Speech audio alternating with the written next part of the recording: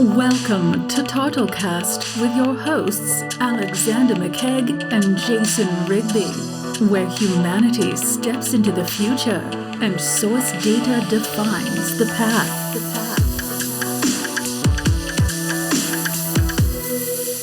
Data science versus IT. Yep. It shouldn't be a battle. It shouldn't be a battle. Local article that we're reading here. Yeah, why? It is a battle. Like, what's going on inside?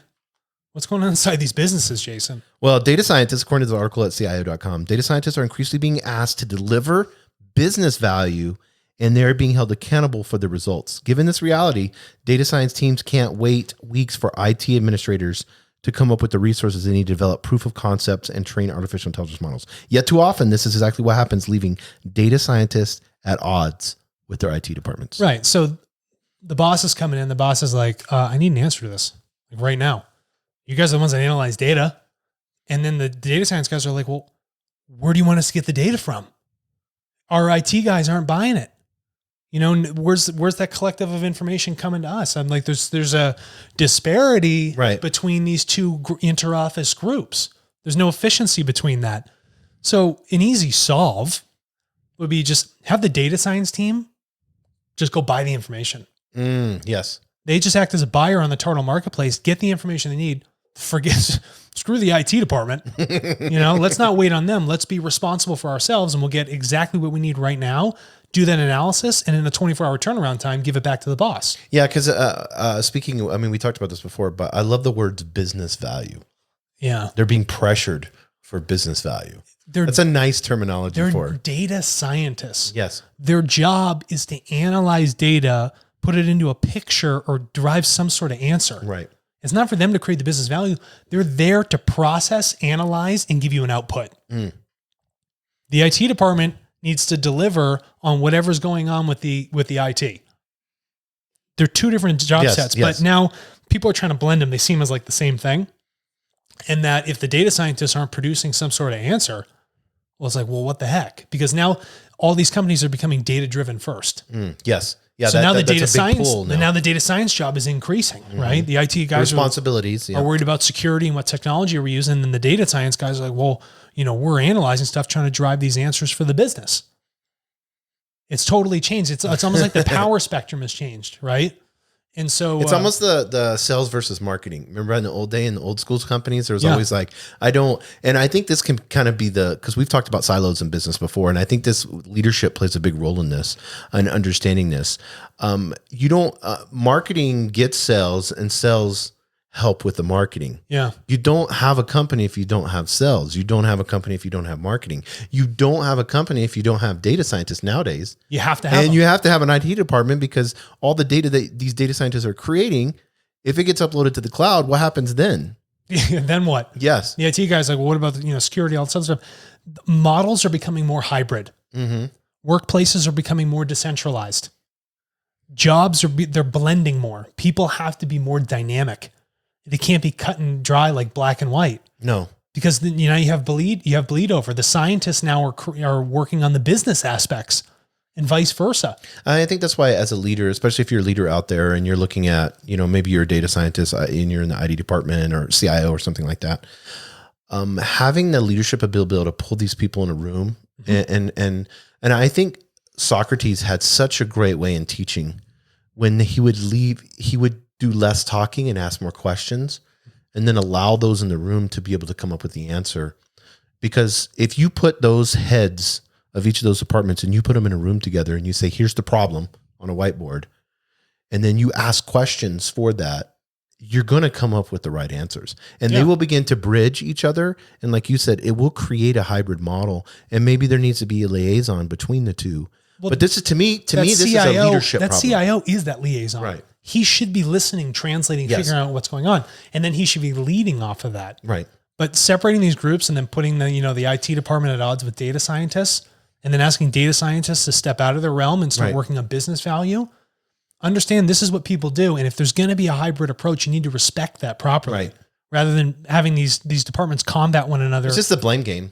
That's all it is. It's just the article is just talking about one big inter-office blame game. Right. Right? Well, we can't do this. We're having to wait a week or two to do this. So we're ineffective and we've got this and we're waiting on, well, why haven't you produced anything? Because they said the big word was accountable. Yeah. So they're holding these data scientists accountable. So now they're turning around and blaming the IT department. Yeah. So everyone's like, everyone's always trying to shift responsibility, Yes. right? Once they become accountable. You know what we say? If you're a company, start being responsible, go buy your data from TARTLE. Yes. Be responsible in your data purchasing, analyze it responsibly, and then responsibly get your answers to the people that need them. So if you want to purchase data from TARTLE, Yeah. how would you do that? You go to tartle.co, TARTLE.co. Okay. And you're going to get started. You're going to sign up as a buyer. And that's going to bring you to a totally different web platform. It's a lot like buying stocks. Right. And then you can choose specifically whatever it is you want to buy. You can create those data packets for that specific information just for you in that data analytics department. So what if, TARTLE's new and we have these early adopters coming in. Mm-hmm. So if they're wanting to purchase data and they're an early adopter, like, you know, they're a company and they may be watching this, like, yeah, this is something I'm interested in. How is the early adopting phase? How is all that going for TARTLE right now with them when they log in? No, it's going pretty well. So as a buyer, right? Right. You're the one that's coming into the market and you're telling the sellers, hey, we're looking to buy information. Okay. And the creation of those data packs, those assets that the sellers of info are filling out, you got to tell them what to fill out, right? Right. You got to say, hey, we're coming in. We got a new data packet. We want to do research on, heart disease. Okay. And we're looking to buy from 10,000 people here in the United States, age 55 plus, this sex, this gender, in this zip code. And you have the ability to do that on the TARTLE marketplace. And what you find is that when you come in as a buyer and you create that data packet and you give people time to fill it out, the volume of those numbers are just going to increase and gives you a bigger pool of people to purchase from. Plus, I think the beautiful part about it is you're not just purchasing lag data.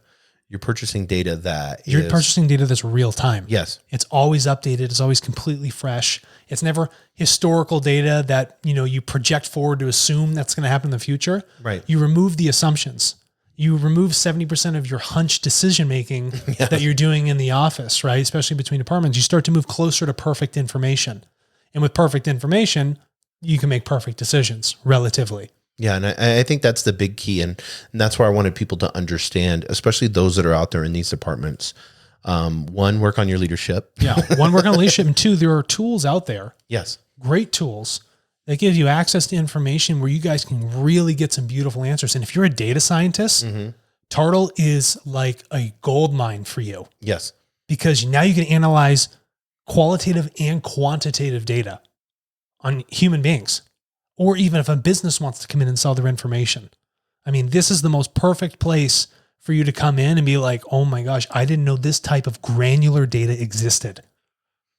And there's no other place in the world to get it. And you can sign up for free. It doesn't cost your business anything. You can create your data packets for free. You only spend the money and pay for it when you want to buy it. Yeah, that's crazy. Yeah, and that's amazing to me. How does TARTLE, and we'll close on this, how does TARTLE help businesses? How does it help a business? Yeah. Like I was trying to, say before, and maybe I talked about it too quick. Businesses operate on a hunch most of the time. Yes. It's a lot of guesswork.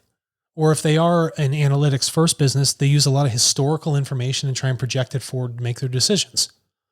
So if you go to TARTLE and you're using quality right down to the second real-time information about behaviors, quantitative or qualitative, Right.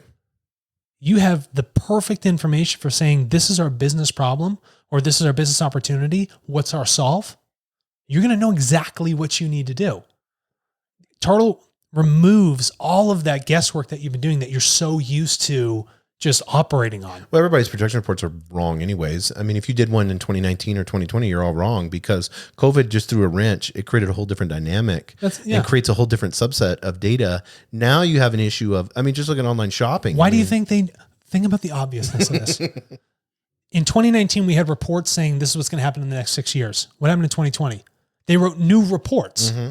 Why? Because the old ones are outdated and they're untruthful. And they're always reporting and re-reporting because they're not getting good information. So if you as a business want good information, go get that good, sourceful, truthful, perfect information. And 2021 is going to be a whole different data set. Once it gets opened back up again. Yeah. Hold on a second. 5 seconds. A new data set. Yeah. Hold on a second. Oh wait, and there's another new data there's set. another one. Yep. Yeah. That's what we're talking about. People change. You have to understand humanity in the way that how many variables and you could drive a Prius and still hunt. Yeah. There's people aren't. You can't put things into a box. You and your business need to be flexible. Yes, exactly. Your mindset has to be flexible. Your operations have to be flexible. And as a leader, you have to be flexible. Have to, especially nowadays. No man steps in the same river twice. No. Somebody leave a comment. Tell me who said that. Thanks, everybody. Put that one into fire. I was like, oh, wow. Thank you for listening to TARTLEcast with your hosts Alexander McKegg and Jason Rigby, where humanity steps into the future and source data defines the path. What's your data worth?